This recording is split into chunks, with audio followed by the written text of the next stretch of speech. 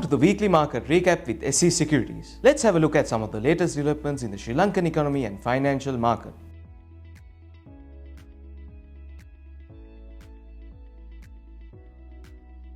Sri Lanka's manufacturing and service sector showed strong growth in July 2024 as indicated by the latest central bank purchasing managers index. The manufacturing PMI increased to 59.5, driven by new orders in apparel and higher production in food, beverages, textile and apparel. Employment also rose, particularly in the textiles and apparel sector, while the stock of purchases expanded due to high demand. The services PMI saw a notable rise to 71.1 in July, up from 63.5 in June. Growth was driven by an increased activity in transportation services, especially in freight and aviation, along with gains in wholesale and retail trades. The accommodation and food services sector also improved, supported by a rise in tourist arrivals.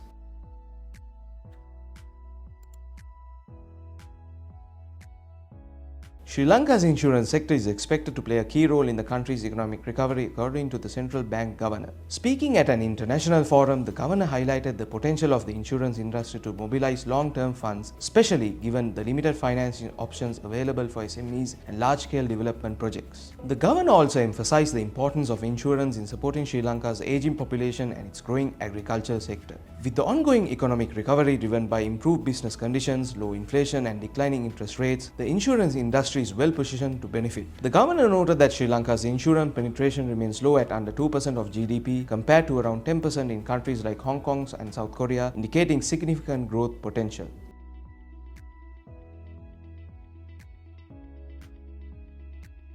Sri Lanka's tourism sector has attracted investment proposals totaling $71.53 million up to August this year, according to the latest data from the Sri Lankan Tourism Development Authority. During this period, Sri Lanka Tourism Development Authority received 43 proposals to add 773 new rooms to the country's hotel inventory. By June 31st, 16 of these projects worth $25.39 million had been approved, adding 224 rooms. Overall, since 2020, Sri Lankan Tourism Development Authority has reviewed 252 investment proposals, estimated at $1.35 billion.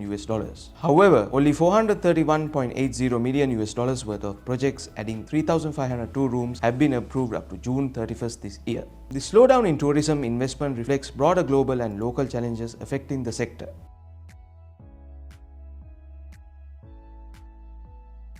In the week ending August 16, Sri Lanka saw a minor increase in the average weighted prime lending rate, which rose to 9.07% from 9.05% from the previous week. Conversely, the average weighted call money rate decreased marginally to 8.57% from 8.58%. Reserve money declined due to the reduced deposits from commercial banks, and total market liquidity fell to 46.114 billion rupees from 57.394 billion rupees the previous week. In the fiscal sector, Treasury-bill yields saw a slight increase except for the 364-day T-bill. The secondary market for both Treasury bills and bonds also saw an upward trend. Despite a 6% decline in the rupee value of T-bills and T-bonds held by foreign investors, the T-bill and T-bond auction was oversubscribed by about 1.8 times, although secondary market transactions decreased by 2.75%.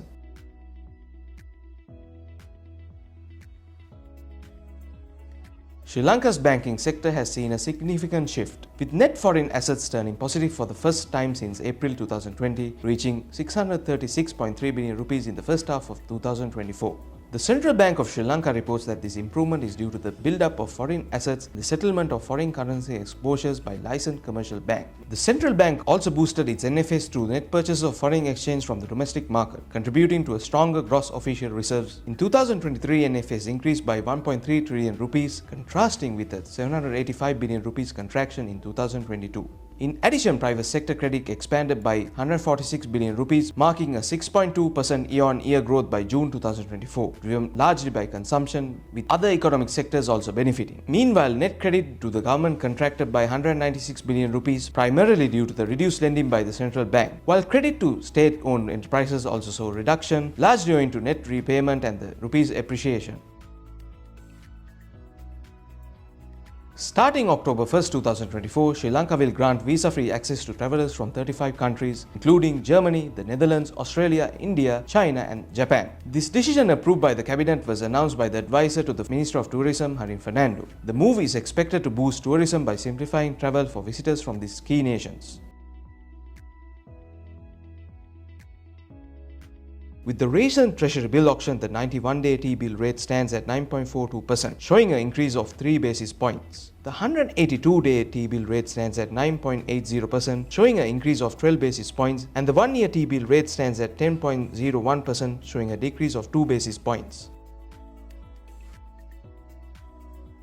AEL closed at 27.1 on Thursday. We can see that it has tested the resistance of 23.6% fib level and pulled back. It's currently ranging between 20.8 rupees and 22.3. We can see that the 50-day moving average is acting as a resistance level, whilst 200-day moving average is acting as support, in addition to 20.80 rupees, which is the important support level. MACD line is above the signal line but below the zero line. The stochastic RSI is inside the neutral zone. Once the consolidation is over, the stock could test 22.80, and the 50-day moving average close above these key levels will help the trend to extend up. Thank you for watching, and we'll be back next week.